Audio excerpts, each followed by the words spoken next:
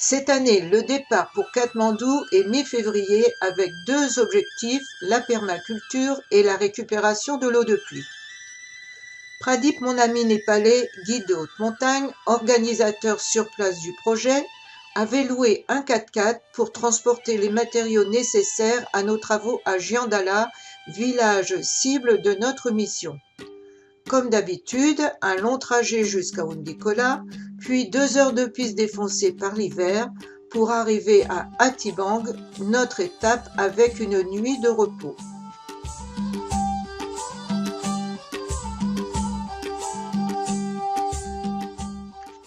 Tôt le matin, les Shepang étaient là. Notre présence avait été certainement annoncée au village.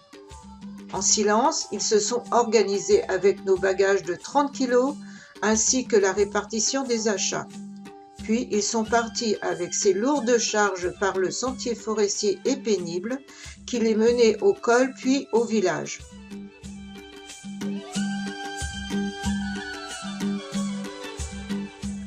Pendant ce temps, nous vérifions quelques fournitures, expliquons à l'aide d'images le procédé de permaculture pour les futurs jardins, ainsi que la façon de recueillir l'eau de pluie par des gouttières. Il faut savoir qu'au Népal, ça n'existe pas. Un rapide coup d'œil sur le collège d'Atibang, avec encore les conséquences des séismes de 2015.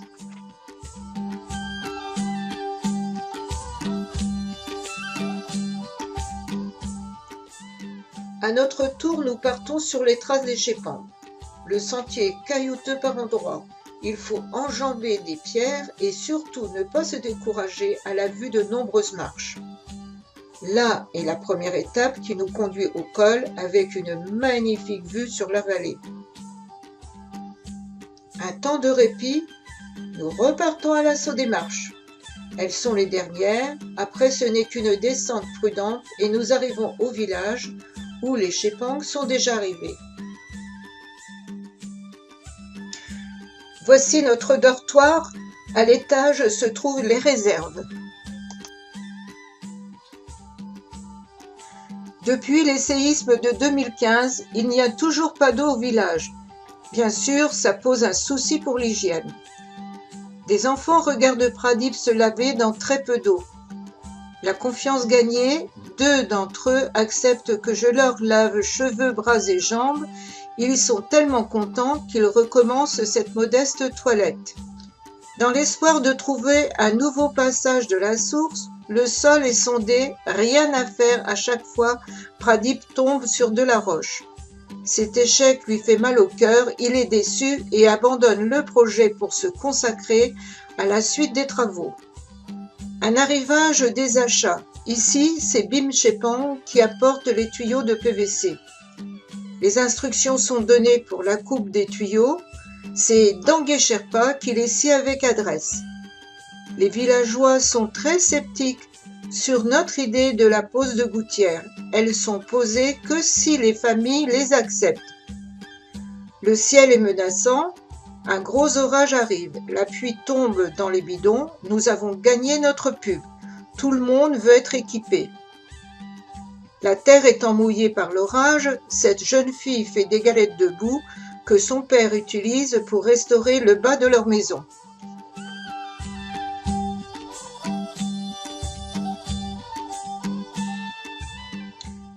Tôt le matin, le village s'anime. Vers 6 heures, les conversations vont bon train. Pas besoin de réveil. Les Shepang organisent leur journée. En quelques photos, vous allez découvrir la vie au village, les vêtements portés par les femmes au quotidien, les activités et habitations.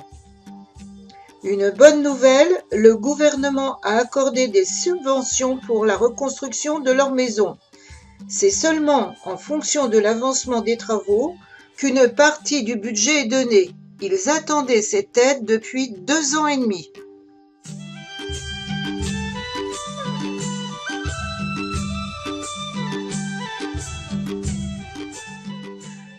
La façon de vivre des Shepang, c'est l'entraide. Les femmes cassent de la roche que les hommes utiliseront dans leur construction. Ils savent qu'ils doivent être actifs. Dans 3 mois, c'est la mousson. Un petit clin d'œil sur les villageois en partant sur le chemin qui mène à l'école. Les enfants ont 3/4 d'heure de marche à faire par n'importe quel temps à une altitude de 2000 mètres. Ils sont parfois peu vêtus et pieds nus.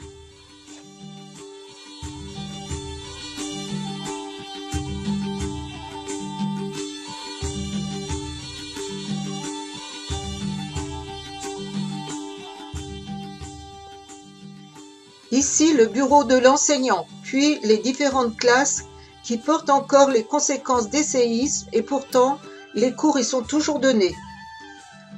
De retour au village, Pradip a fait réunir les familles pour une distribution de vêtements. Des nouvelles de mon jardin de l'année dernière? Il y a eu des légumes. Par contre, le plastique s'est déchiré, il n'était pas assez résistant pour passer l'hiver. Pradip et Som le remettent en état. Ils renforcent le toit, puis l'habillent d'un nouveau plastique. Cette année, pour les serres, un plastique plus solide et plus résistant aux UV a été choisi. Pendant ce temps, pour protéger les semis, chacun ramasse des végétaux qui seront coupés pour la confection du compost.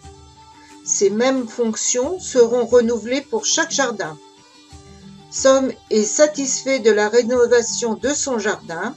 Je retiens ce geste délicat où chaque jour, en après-midi, il est offert un verre de thé et une assiette de maïs et de soja grillé. Différentes étapes pour la préparation d'une nouvelle serre.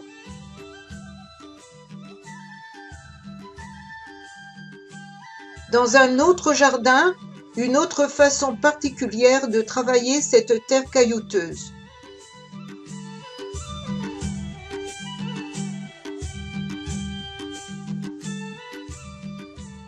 Une autre action, le partage du grillage pour chaque jardin. Pradip explique l'utilité de ce filet qui sera mis en toiture pour créer une ventilation et aussi pour empêcher les oiseaux de venir manger les semis.